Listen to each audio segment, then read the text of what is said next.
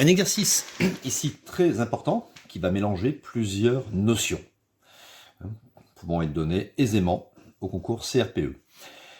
Nous avons ici un carré ABCD qui est un carré de 10 cm de côté. Nous avons ici la mesure AF qui vaut 7 cm. Les points E, F, B sont alignés et E, D, C sont alignés. Donc on voit que la droite EB, elle est séquente à la droite AD. Et ces droites se coupent en F. Et il faut déterminer au degré près l'angle FED, que j'ai mis ici en rouge. Alors, on sait que pour trouver un angle, quand on entend parler de carré, d'angle droit, on pense à la trigonométrie. Alors tout de suite, ça ne mange pas de pain. On va écrire le moyen mémotechnique, Casotoa, qui dit que cosinus, c'est côté adjacent sur hypoténuse. Le sinus d'un angle, c'est le côté opposé sur hypoténuse. Et la tangente d'un angle, c'est côté opposé sur adjacent. D'accord ? Donc avant même de commencer la trigonométrie, vous mettez ça sur le côté, ça peut vous être utile. Alors, puisqu'il faut trouver cet angle-là, d'accord, on va pouvoir utiliser de la trigonométrie ici dans ce triangle. Toujours préciser le triangle. Dans le triangle EFD, rectangle en D, on sait qu'ici il y a un angle droit, puisque ici au niveau du carré nous avons un angle droit et les points EDC sont alignés, donc forcément il y a un angle droit ici. Alors au niveau de ce petit triangle, il faut que je puisse déterminer des mesures. D'accord ? Alors, nous avons 10 ici, nous avons 7 ici. Donc, c'est très facile d'obtenir FD. FD, c'est 10 moins 7, ça fait 3. D'accord ? Alors, le jour du CRPE, il faut quand même écrire ceci. FD, la petite longueur, c'est AD moins AF. Il faut tout expliquer. C'est-à-dire FD est égal à 10 moins 7, c'est-à-dire 3. Donc 3 cm. Voilà. Mais maintenant, il me manque une deuxième mesure, parce que pour déterminer un angle, il me faut deux mesures dans ce petit triangle. Il me faut la mesure de ED. Alors, je peux regarder ici, je reconnais ici une configuration de Thalès. Je ne sais pas si vous voyez. D'accord ? Donc c'est cette configuration-ci. C'est la configuration qui peut être la configuration sablier. Configuration sablier.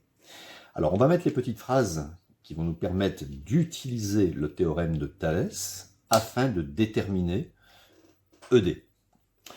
Donc, on va écrire, premièrement, que les droites BE et AD sont séquentes en F. Deuxièmement, que la droite AB, qui est le support ici du carré, la droite AB, est parallèle à ED. D'accord ? Oui, forcément, puisque AB est parallèle à DC, puisque c'est un carré, mais comme les points sont alignés EDC, forcément, AB est parallèle à ED. Donc d'après, donc là on va tout écrire, d'après le théorème de Thalès, on va démarrer ici de F, et on va écrire petit sur grand, en restant sur la même ligne, donc FD sur FA, FD sur FA, donc petit sur grand, est égal à FE sur FB, FE sur FB, et est égal, la troisième longueur, ED sur AB. ED sur AB. Donc je répète, on démarre ici du point d'intersection de ces deux droites, et on dit que petit sur grand égale petit sur grand égale petit sur grand. Maintenant, je vais remplacer. Alors, on remplace. FD, ça fait 3. FA, ça fait 7. FE, alors on ne connaît pas, on n'en a pas besoin. Et FB, on ne connaît pas la mesure, on n'en a pas besoin. Donc j'ignore un petit peu ce rapport. ED. Donc ED, c'est exactement ce que je cherche. Divisé par AB, qui fait 10. Donc aisément ici, je peux chercher ED.